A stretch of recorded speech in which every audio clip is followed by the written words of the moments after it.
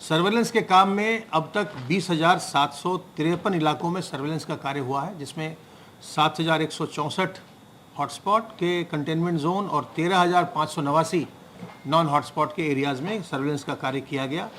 1,38,225 team दिवस के माध्यम से 1,01,93,353 घरों का सर्वेलेंस किया गया, जिनमें 5,20,64,329 लोग रहते हैं। इस समय जो आइसोलेशन वार्ड्स हैं, जो हमारे L1 L2 का स्ट्रक्चर है, L3 का स्ट्रक्चर है, एक हमने जो आर्किटेक्चर बना रखा है चिकित्सा के लिए, उसमें 6,205 लोगों को रखकर उनका इलाज किया जा रहा है और फैसिलिटी क्वारंटाइन में 7,188 लोगों को इस समय रखा गया है, जिनके सैंपल की जांच करवाई जा रही है और जैसी स्थिति होगी उस हिसाब से उनके चिकित्सा की व्यवस्था या उनके फिर क्वारंटाइन की व्यवस्था की जाएगी। अभी तक इसकी कोई भी वैक्सीन नहीं है, इसलिए बचाव ही इसका सबसे अच्छा तरीका है। और जो हम टेस्टिंग कर रहे हैं उसमें अब हम एंटीजन टेस्ट भी स्टार्ट करने जा रहे हैं।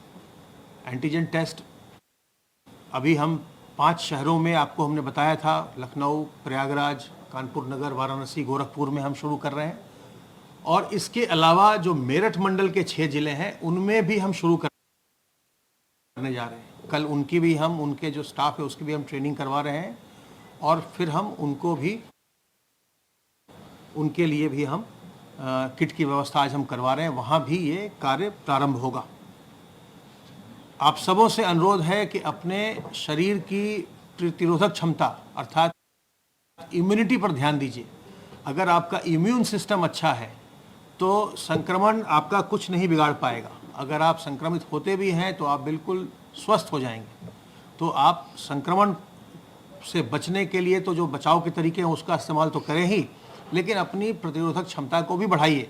और उसके लिए आप नीम की पत्ती का सेवन कर सकते हैं, उसके लिए आप अदरक, काली मिर्च, तुलसी के काढ़े का सेवन कर सकते हैं, अजवाइन के अर्क का सेवन कर सकते हैं, गर्म पानी का सेवन कर सकते हैं, गिलोय का रस पी सकते हैं। कई तरीके हैं जिससे आप अपनी इम्यूनिटी को बूस्ट कर सकते हैं। और योग करिए, प्राणायाम करिए, व्यायाम करिए, इससे भी आपके शरीर की इम्यूनिटी बढ़ती है। और अगर आप अपनी इम्यूनिटी को बूस्ट करके रखेंगे तो संक्रमण के बावजूद भी आपका कुछ नहीं होगा। इसमें जो बुजुर्ग लोग हैं, वो जो गर्भवती महिलाएं हैं, वो जो छोटे उम्र के बच्चे हैं वो, और जो लोग पहले से किसी बीमारी से ग्रस्त हैं, डायबिटीज़ है, हाइपरटेंशन है, कैंसर है, लिवर की बीमारी है, किडनी की बीमारी है, इन लोगों को संक्रमण से बचना चाहिए। और हमें भी अपने इस सामाजिक दायित्व को समझना चाहिए कि हम ऐसे लोगों को संक्रमण से बचाएं, हम इनके नज़दीक बिल्कुल न जाएं। और ये लोग भी घर से बाहर तभी निकले जब बहुत ज़्यादा आवश्यक हो। बीच में हम लोगों ने देखा था कि जो 60 साल से अधिक उम्र के लोग हैं उनका प्रतिशत कुल संक्रमित लोगों में से 6% तक घट के आ गया था। अब जो इस समय हमारे पास आंकड़े हैं, जो हमारे बुजुर्ग हैं, 60 साल से ऊपर के लोग हैं, उनके संक्रमण का प्रतिशत 6% से बढ़कर के 6.74% हो गया है। इसका मतलब कि कुछ जो बुजुर्ग लोग हैं उनमें संक्रमण थोड़ा सा बढ़ा है, जो चिंता का विषय है। हमें बुजुर्गों को बचाना है, हमें उनके नज़दीक नहीं जाना है। अपने घर में भी, अगर आपके घर में जो बड़े बुजुर्ग हैं उनसे भी आप कम से कम 2 गज की दूरी मेंटेन करिए, उनके नज़दीक मत जाइए। और ये ध्यान रखिए कि वो लोग बिल्कुल उनको संक्रमण से ग्रसित न होने पाए। जो भी लोग कमजोर हैं, बीमार हैं, बुजुर्ग हैं, गर्भवती महिलाएं, छोटे बच्चे हैं, इन्हें संक्रमण से बचाइए। इनमें ही जटिलताएं आती हैं। जो लोग स्वस्थ हैं वो भी संक्रमण से बचें। बचाव के तरीके आपको हमने बताया है, लेकिन उनमें कोई जटिलता नहीं आती, परंतु इन लोगों में जटिलता आती है। इसलिए इन लोगों को खुद भी बचना चाहिए और हमें भी उन्हें बचाना चाहिए। अब मैं अनुरोध करूंगा अपर मुख्य सचिव गृह से कि वो बाकी की सभी बातें बताएंगे।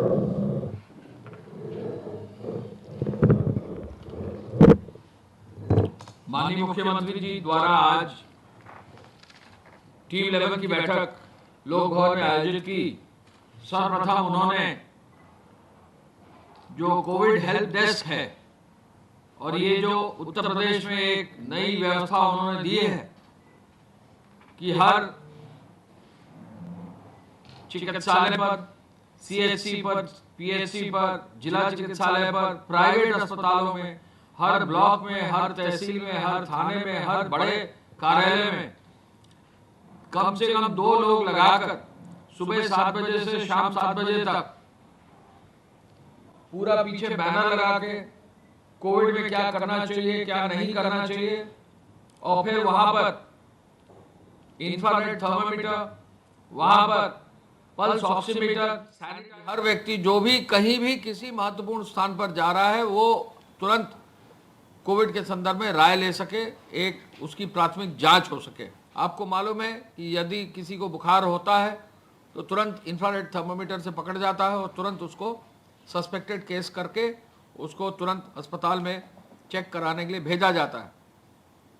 पल्स ऑक्सीमीटर, आपको मालूम है कि ये ब्लड का ऑक्सीजन लेवल देखता है, 96 से 97% है तो ठीक है, लेकिन अगर उससे नीचे चला जा रहा है और निरंतर घट रहा है तो निश्चय ही उस व्यक्ति को तुरंत सांस लेने में दिक्कत हो रही है, ऑक्सीजन की कमी हो रही है, वहाँ तुरंत उसको जो है मेडिकल अटेंशन की आवश्यकता है। तो कोविड हेल्प डेस्क बनाने का निर्देश मुख्यमंत्री जी ने दिया है। उसके साथ सूचना विभाग को भी आदेश दिया है कि वो पोस्टर तुरंत लगाएं। सूचना विभाग उसकी व्यवस्था कर रहा है। स्वास्थ्य विभाग ने अब तक काफ़ी भारी संख्या में कोविड हेल्प डेस्क बना ली है और मैं एक आपको ज़रूर कहना चाहूँगा कि यदि हम एक मंडल ले लें आगरा, तो आगरा के जैसे जो वहाँ के आयुक्त है बताया उन्होंने कि आगरा शहर में ही, आगरा ज़िले में ही 144 जगह कोविड हेल्प डेस्क बना दिए गए हैं। फिरोजाबाद में 44 जगह बना दिए हैं। मथुरा में लगभग 50 जगह बना दिए हैं। मैनपुरी में लगभग 20 जगह कोविड हेल्प डेस्क बना दिए हैं। इसी प्रकार पश्चिमी उत्तर प्रदेश में जहाँ पूरा ये प्रकोप ज़्यादा है वहाँ पर जगह जगह मेरठ जोन में भी, मेरठ के कमिश्नरी में भी, सहारनपुर के कमिश्नरी में भी काफ़ी संख्या में हेल्प डेस्क बनाई है। पूरे प्रदेश में ये हेल्प डेस्क बनाने की प्रक्रिया आजकल में पूरी कंप्लीट हो जाएगी।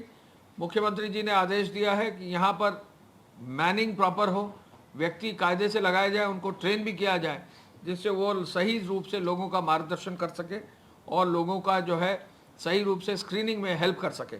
मुख्यमंत्री जी द्वारा आज ये भी निर्देशित किया है कि यहाँ जो प्रदेश में विशेष सचिव स्तर के अधिकारी भेजे जाएं वो तुरंत अब भेज दिए जाएं। आपको मालूम है कि कई बार अलग अलग अधिकारियों को फील्ड में भेजा गया है। वरिष्ठ प्रशासनिक अधिकारियों को भेजा गया, वरिष्ठ चिकित्सा से विभाग से जुड़े हुए अधिकारियों को भेजा गया, विशेष सचिव स्तर के अधिकारियों को भेजा गया, सचिव स्तर के अधिकारियों को भेजा गया, प्रमुख सचिव और अपर मुख्य सचिव स्तर के अधिकारियों को भेजा गया। तो निरंतर ये प्रयास प्रदेश स्तर का है कि हर जनपद में खुद ग्राउंड लेवल पर सीनियर ऑफिसर्स जाकर उनका निरीक्षण करें।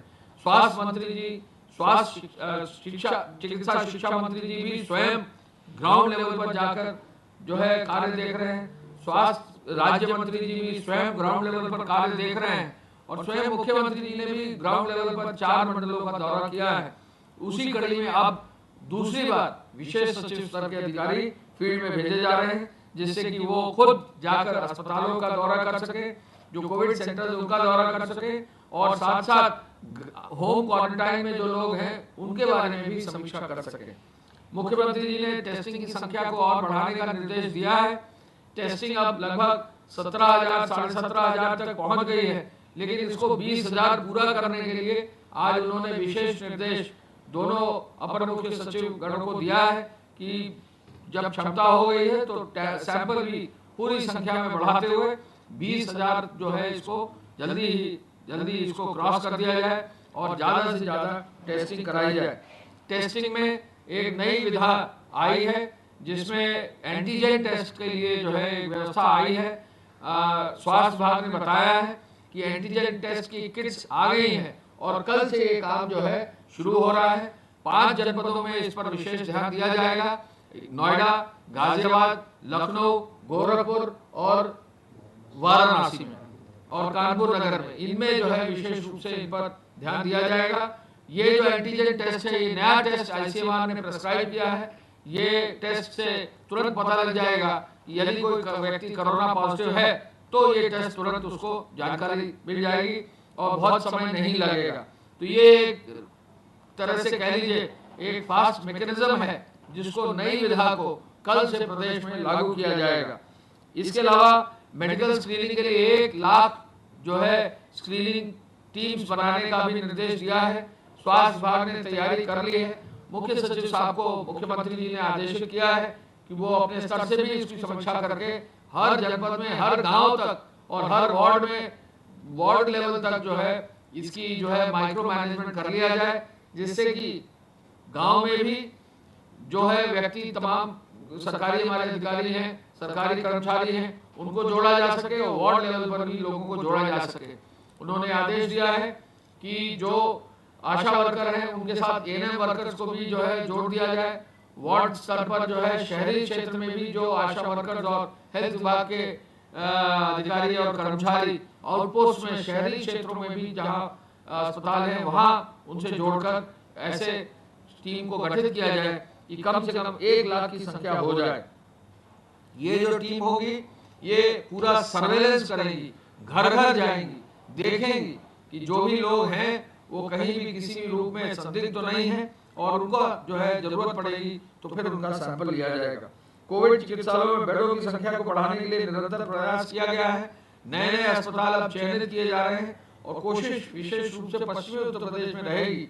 यदि आवश्यकता पड़े तो और भी अस्पताल और भी जो है ऐसे इंस्टीट्यूशंस को लिया जाए जिससे कि वहां पर बेड्स की संख्या को बढ़ाया जा सके।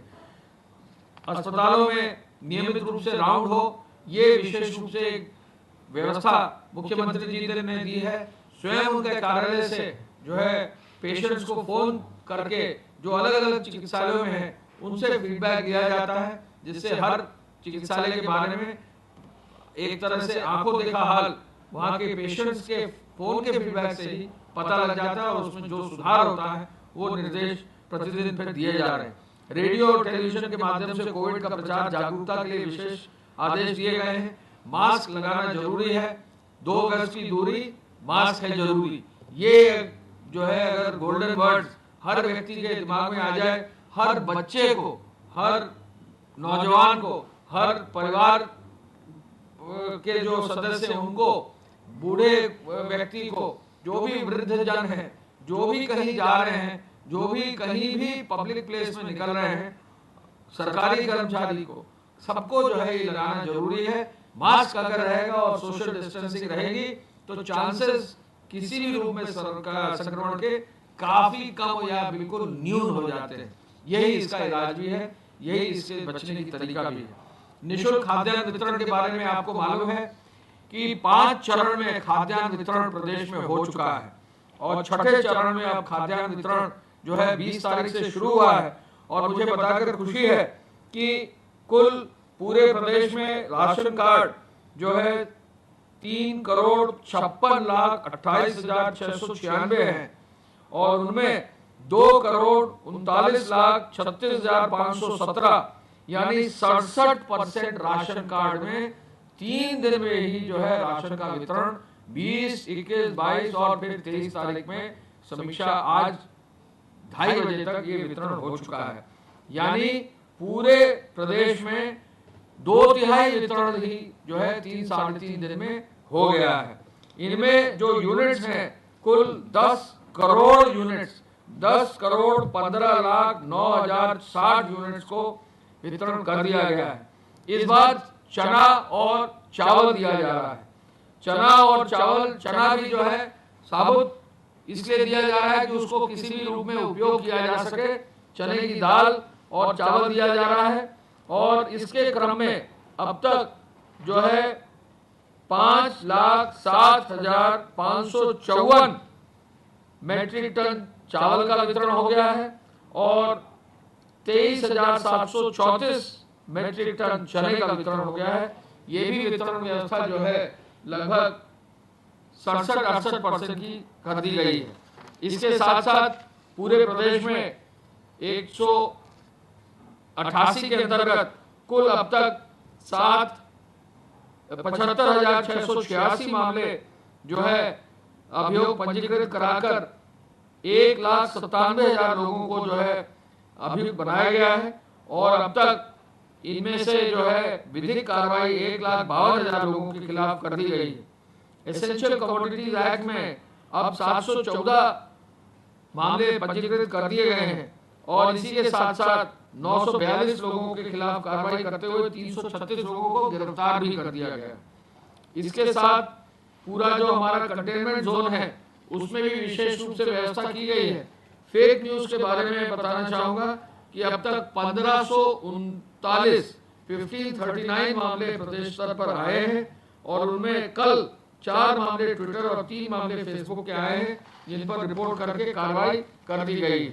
पूरे प्रदेश में जो अभी तक की हॉटस्पॉट एरियाज हैं उनमें 2928 हॉटस्पॉट्स में जो है पूरी व्यवस्था खाद्यान्न की और सप्लाई की जा रही है। किसी भी रूप में किसी भी हॉटस्पॉट में सप्लाई की समस्या नहीं होने दी जाएगी, ये व्यवस्था सुनिश्चित की जा रही है।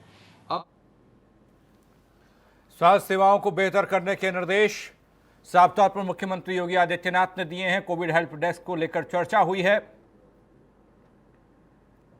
इलाज के दौरान प्रोटोकॉल का पालन किया जाए, 2 गज की दूरी जरूरी है। स्वास्थ्य विभाग ने अब तक कई कोविड हेल्प डेस्क बनाए हैं। ये साफ तौर पर मुख्यमंत्री योगी आदित्यनाथ ने कहा था कि आपको डेस्क बनाने होंगे।